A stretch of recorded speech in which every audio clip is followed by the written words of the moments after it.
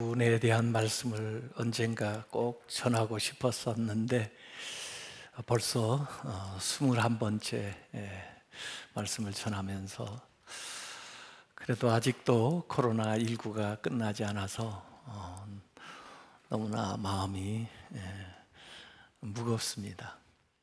참 신앙생활을 잘 지켜나간다고 하는 것이 시대의 상황에 따라서 어려울 때가 많습니다. 근데 저는 지금처럼 이렇게 믿음 생활을 지켜나가기가 어려운 때가 없었던 것 같습니다.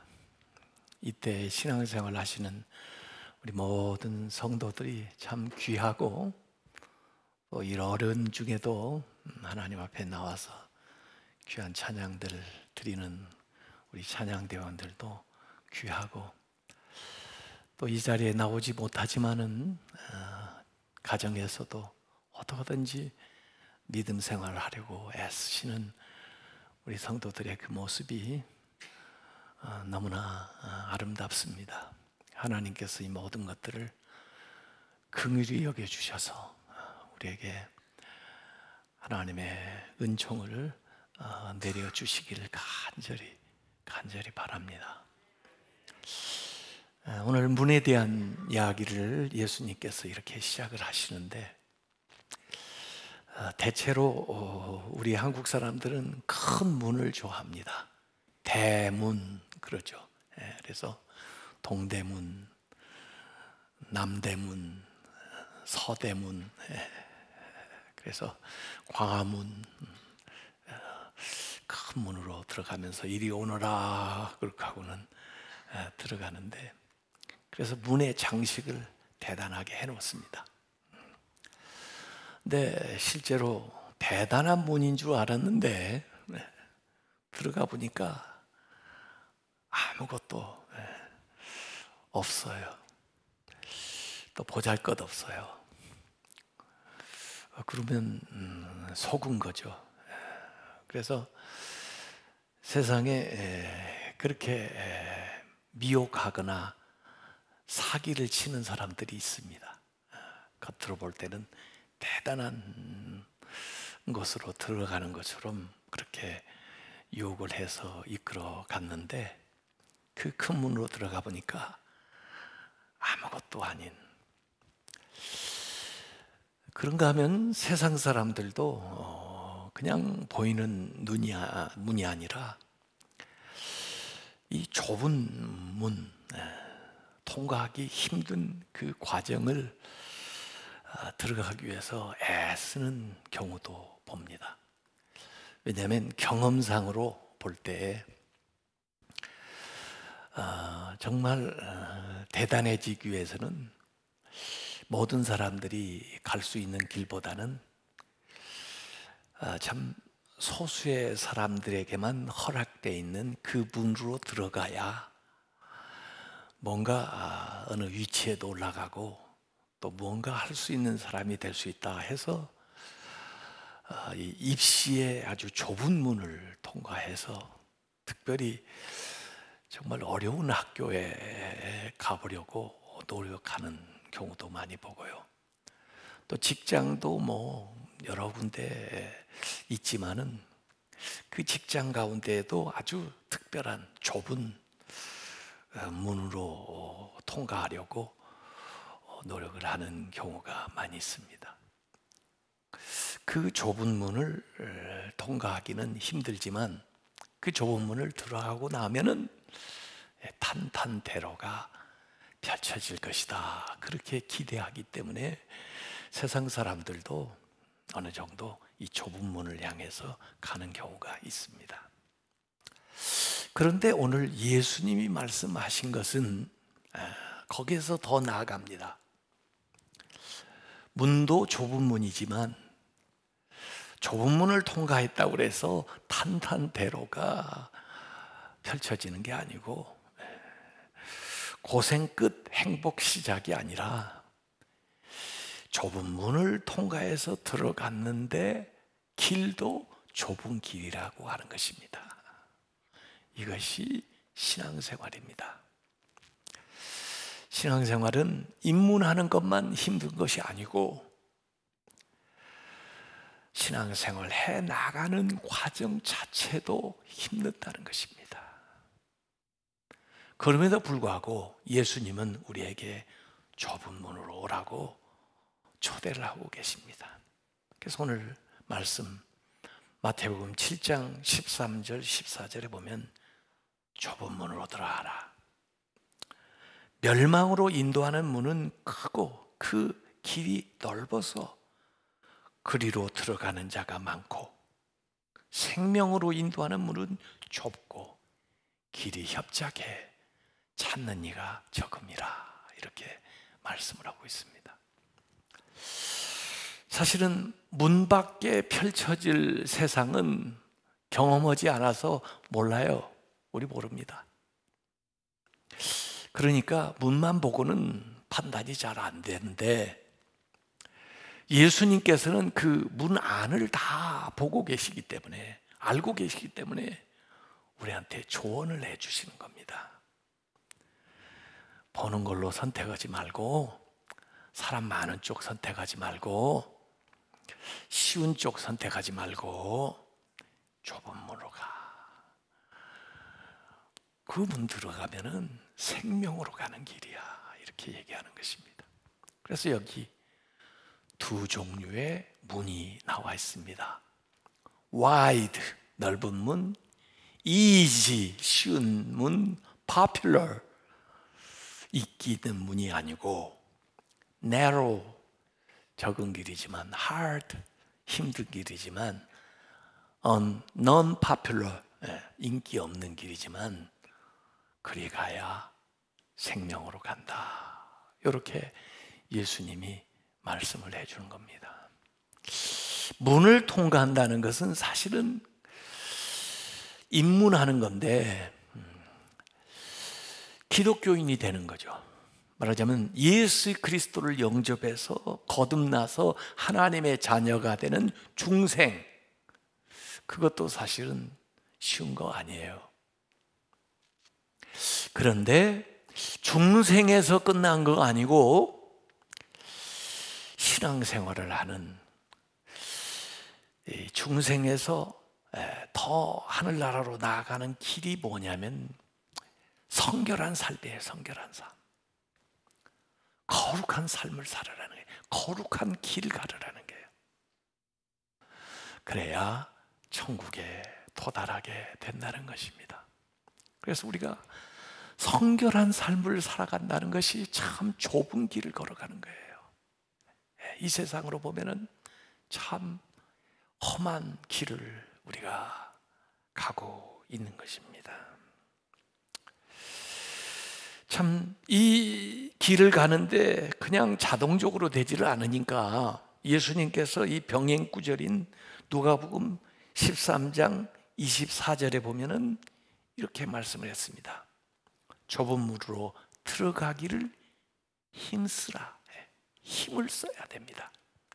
자동적으로 그냥 쉽게 되질 않으니까 힘을 써야 되는 겁니다. 내가 너에게 이르노니 들어가기를 구하여도 못하는 자가 많으니라. 힘쓰지 않으면 탈락한다. 그런 말씀이죠. 그래서 여기 힘쓰라는 말이 아도니제스테인데 목숨 걸라, 그 말입니다. 목숨 걸라. 그 좁은 문에 들어가기 위해서 애들이 얼마나 공부를 합니까? 요 사이도 목숨 걸죠. 그 길을 가기 위해서는 그렇게 힘드니까 최선을 다하라, 그런 얘기입니다. 우선 좁은 문을 들어가려면요, 내려놓아야 될 게 참 많습니다. 거추장스러운 거, 무거운 거, 그 전에 내가 가치 있다고 생각해서 가지고 가던 이 모든 것들을 내려놓고 내 한 몸 겨우 통과해서 지나가는 그런 문인지도 모르기 때문에 어렵습니다. 넓은 문, 큰 문은 있는 그대로 가도 되고, 또 심지어 뭐 자기가 좋아하는 것 많이 잔뜩 싣고 들고 들어가도 되지만, 이 좁은 문을 들어간다는 것은 보통 희생하지 않으면 안 되고, 보통 내려놓지 않으면 안 되고, 보통 자신을 낮추지 않으면 안 된다, 그런 얘기죠. 그래서 어찌 보면은 그 문 앞에 그런 사인이 있을지도 몰라요. 과거의 사람은 다 밖에다 벗어두고 들어오시오. 그러지 않으면 당신 못 들어옵니다. 새 사람이 돼야 들어갑니다. 거듭나야 들어갑니다. 죄를 회개해야 들어갑니다. 모든 무거운 것들을 다 내려놔야 들어갑니다. 그래서 좁은 문입니다. 그래서 자신과의 치열한 싸움이 여기에는 있는 것입니다. 이스라엘에 가면요, 예수님 탄생교회가 그 베들레헴에 있는데, 그 베들레헴 탄생교회 가면 교회 건물은 밖에서 봐도 커 보이는데, 그 안에 들어가려면 아주 조그마한 문을 통과해야 됩니다. 그래서 고개를 숙이고 몸을 구부려야 그 안으로 들어가는데, 들어가고 나면은 이렇게 큰 공간이 나와요. 참 이상하지 않아요? 그렇게 큰 건물에 왜 이렇게 조그마한 문을 만들어 놨을까?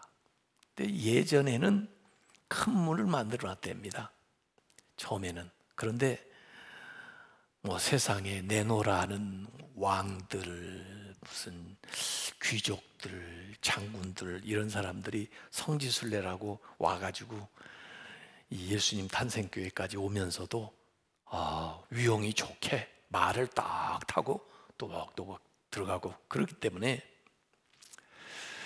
말에서 내리시오, 그리고 거추장한 거 다 내려놓으시오, 그리고 굽히고 들어오시오, 겸손한 자만 주님을 만날 수 있습니다. 그래가지고 문을 좁히기 시작해가지고 그렇게 좁아졌다는 거예요.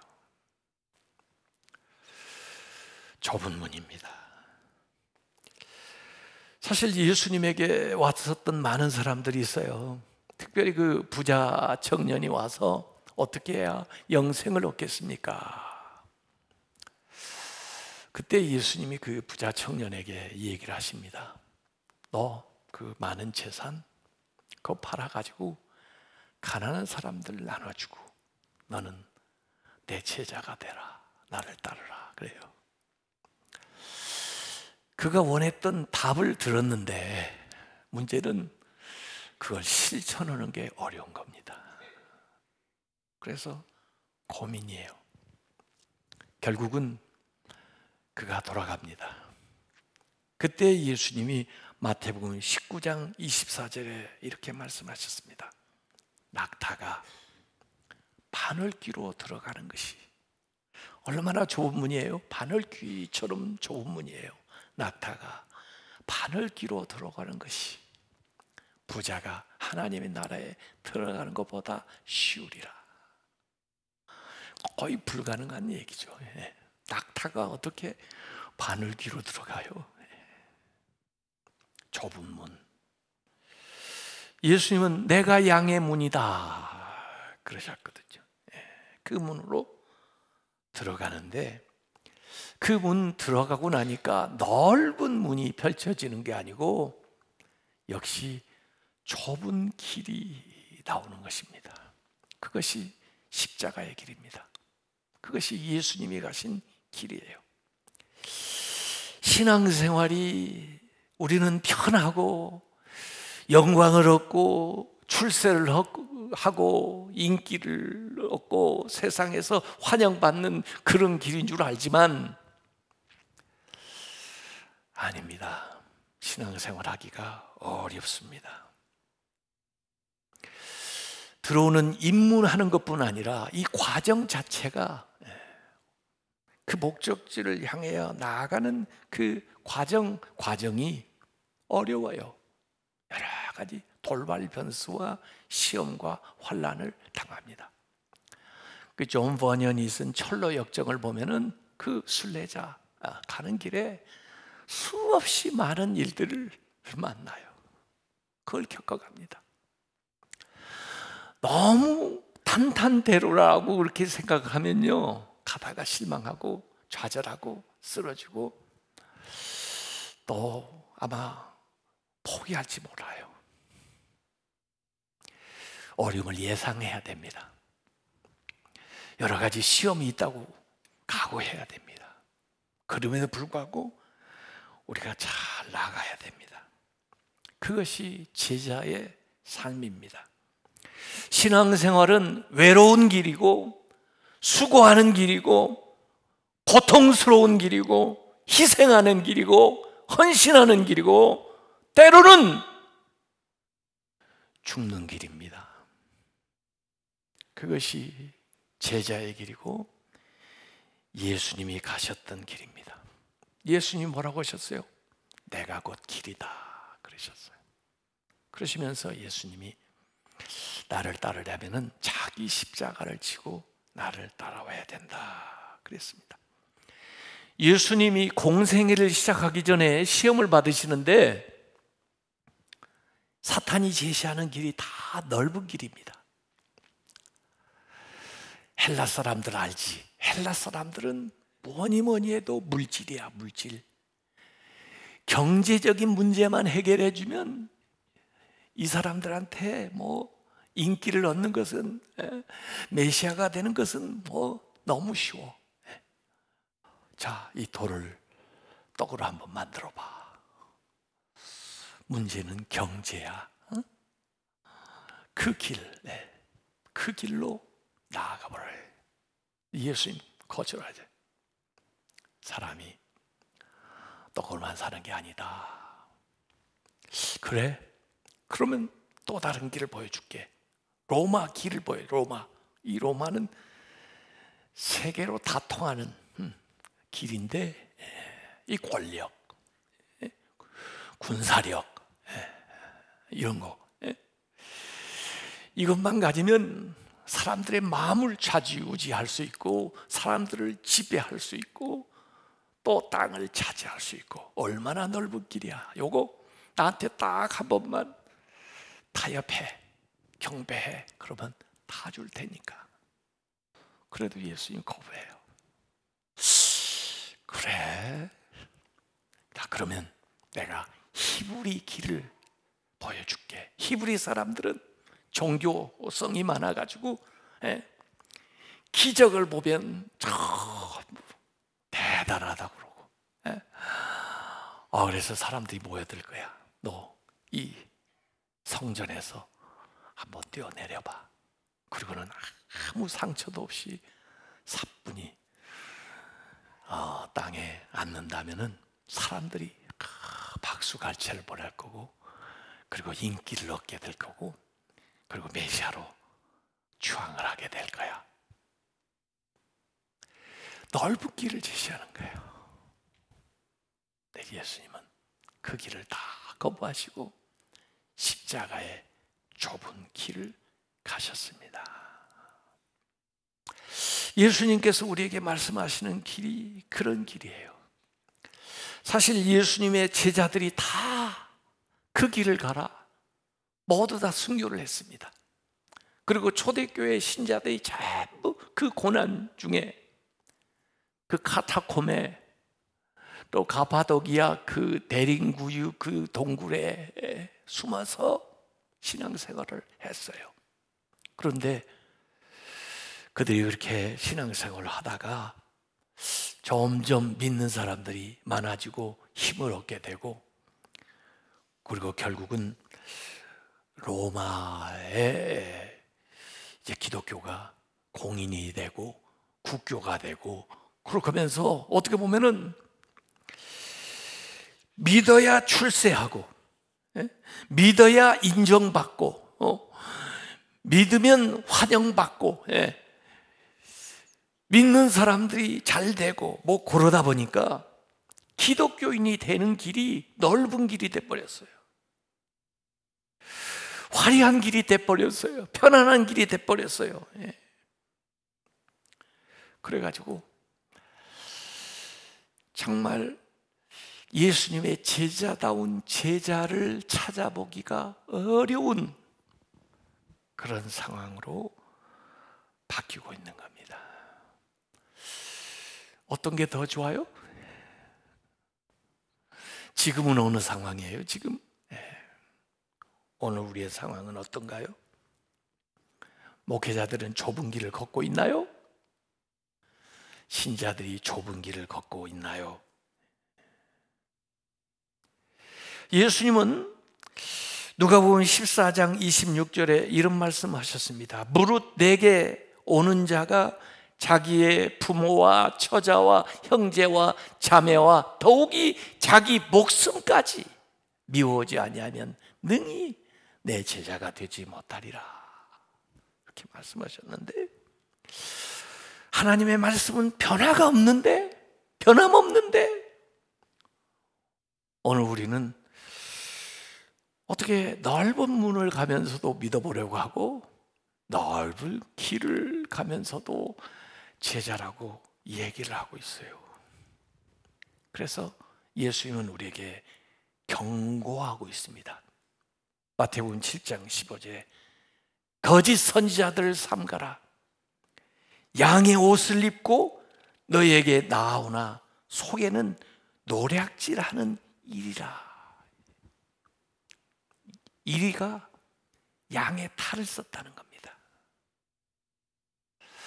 왜? 양을 노략질하기 위해서. 모두 다 양이어야 되는데 이리면서 양의 탈만 쓰고 있는 거짓 선지자들이 있다는 것입니다.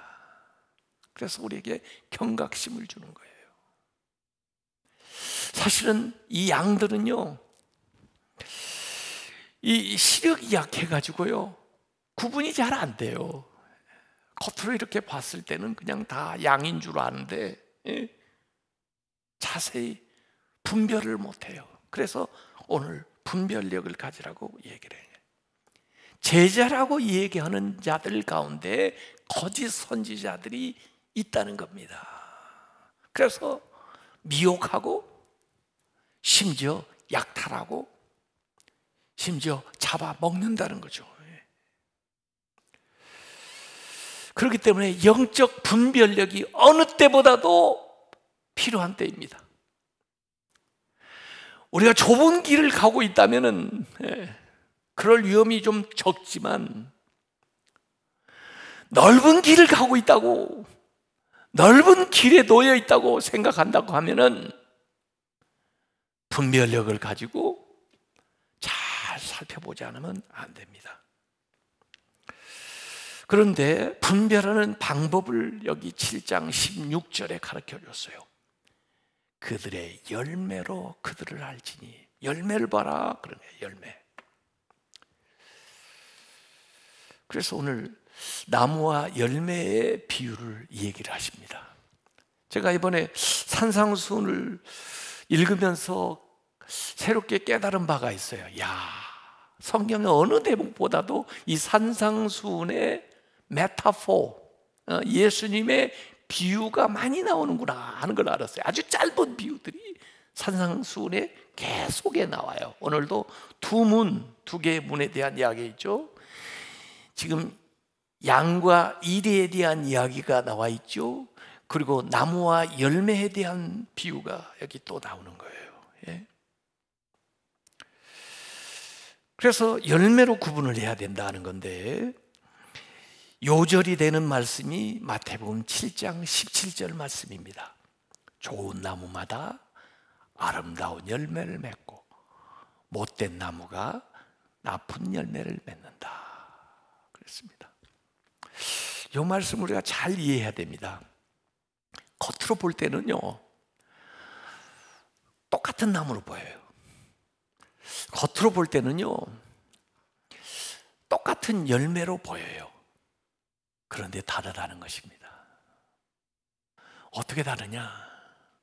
열매를 먹어보면 그 나무가 다른 걸 알 수가 있다는 겁니다.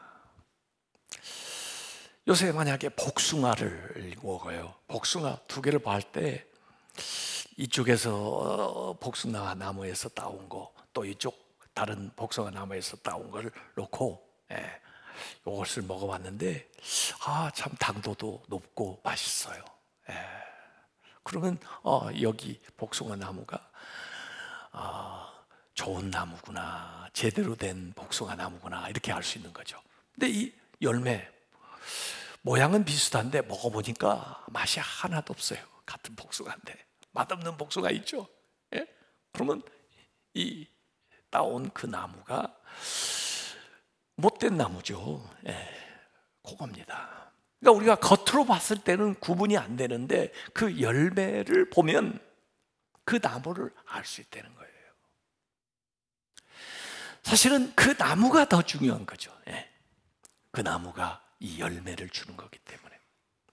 그래서 사실 예수님이 산상수훈에서 계속해서 얘기하려고 했던 초점이 뭐냐면 우리 보고 좋은 나무가 되라는 거예요. 좋은 나무가. 우리는 계속 좋은 열매를 원합니다. 그런데 좋은 열매 이전에 좋은 나무가 되는 거예요. 좋은 나무가 되면 좋은 열매를 맺는다는 것입니다. 그래서 좋은 나무가 되는 게 뭐냐? 그것이 성품이에요.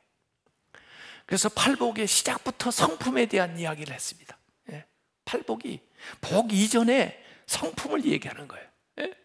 애통하는 마음, 의에 줄이고 목마른 마음, 긍휼히 여기는 마음, 그 성품, 그 나무가 이 복을 만들어낸다는 거예요. 이 열매를 가져온다는 거예요.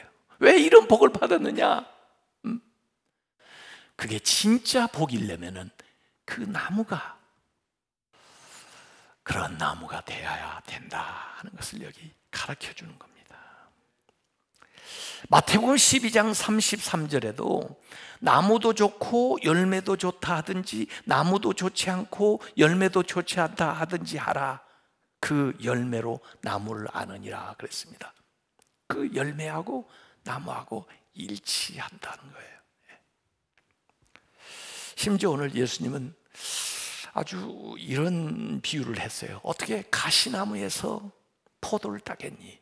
어떻게 엉겅퀴에서 무화과를 따겠니? 그랬어요. 불가능하다 말이에요. 불가능하다. 그래서 우리가 정말 좋은 열매를 맺기를 원한다면은 좋은 나무가 되는데 신경을 써야 되는 거죠. 좋은 나무. 그것이 주님의 제자예요. 8가지 팔복의 성품을 가진 사람, 또 성령의 9가지 열매를 맺고 있는 그 나무, 그 나무가 아름다운 열매를 맺는다는 겁니다. 오늘 마태복음 7장 19절에는 아름다운 열매를 맺지 아니하는 나무마다 찍혀서 불에 던져지느니라. 아름다운 열매를 맺으면 그 열매는 잘 거두어서 곳간에 들어가지만은 아름다운 열매를 맺지 못하는 나무는 땅만 차지하고 있기 때문에 나무 자체가 쓸모가 없어서 나무를 찍어서 이건 화목으로밖에 쓸 수가 없다. 이게. 그래서 마지막에 도달하는 곳이 어딘가 하는 것을 얘기하는 거예요. 아름다운 열매는 천국에 도달하지만은 아름다운 열매를 맺지 못하는 나무는 지옥의 불에 떨어지게 된다는 것입니다. 그래서 오늘 마태복음 7장 21절에 나더러 주여 주여 하는 자마다 다 천국에 들어갈 것이 아니요 다만 하늘에 계신 내 아버지의 뜻대로 행하는 자라야 들어가리라 그랬습니다. 이 주여 주여 이렇게 2번 한다니까 2번 하면 안 되겠구나. 그래서 어떤 교회는 3번 하자 그래가지고 주여 3창을 해요. 왜? 2번 해가지고 못 들어가니까. 그래서 2번 하는 데는 별로 못 봤어요. 1번 하든지 3번 하든지 그런 교회는 좀 봤는데, 또 어떤 분들은 어떤 교회 가니까 주여 주여 하지 말라고 그랬다고 그래가지고 주여로 안 하고 예수여 예수여 이렇게 2번 하는 건 제가 봤어요. 근데 그 말이 문제가 아니라, 사실은 이 원뜻을 가만히 들여다보면 이거 신앙 고백이에요. 신앙 고백이 있는 거예요. 말로는 고백하는 거예요. 마음으로는 믿는 거예요. 그런데 문제가 뭐냐면은 삶이 없는 거예요. 삶이. 행함이 없는 거예요. 그것은 제대로 된 믿음이 아니다, 그런 말입니다. 그래서 말로 주님의 이름을 외치는 것보다 주님의 뜻대로 사는 것이 더 중요하다는 겁니다. 주기도에서 앞에 뭘 가르쳐 주셨어요? 주님의 뜻대로. 여기 주님의 뜻대로 사는 것이 주의 이름으로 선지자 노릇을 하고 주의 이름으로 귀신을 쫓아내고 주의 이름으로 권능을 행하는 것보다 더 낫다는 것입니다. 여러분, 이 은사 또 귀신이 쫓겨가는 거, 이게 말이에요, 그냥 나타나는 거 아니에요. 이것도 능력입니다. 그렇지만은 그 은사보다, 그 능력보다 순종이 더 중요하다 하는 것을 여기에 가르쳐주고 있는 거예요. 이런 열매가 없는 신앙 고백은 무의미한 것이다, 이런 거예요. 누가복음 6장 46절에도 예수님이 그런 말씀하셨습니다. 너희는 나를 불러서 주여 주여 하면서도 어찌해서 내가 말하는 것을 행하지 아니하느냐 그랬습니다. 말만 해서는 안 되고 행동을 해야 된다. 이를테면 주여 주여 부르는 것은, 그래서 이게 신앙에 입문하는 문을 통과한 거라면, 주여 주여 하는 게 좁은 문을 들어왔다고 한다면 행하는 것이 길을 행하는 거예요. 그러지 않으면 자기 모순에 빠진다, 자기 미혹에 빠진다. 종교적인 것만큼 말로 하기 쉬운 거 없고요, 종교적인 것만큼 행동하기 어려운 게 없습니다. 그러니까 말로만 해서는 안 되고 살아야 된다는 거예요.